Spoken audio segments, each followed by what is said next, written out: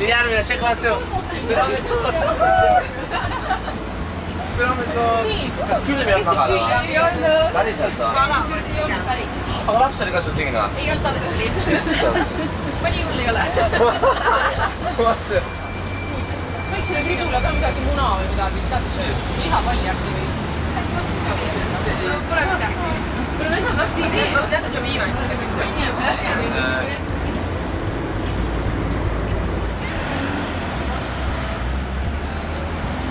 Hammas ei võta läbi jah? See on Emajõe lähe, see on nagu kuradi ennast sööda.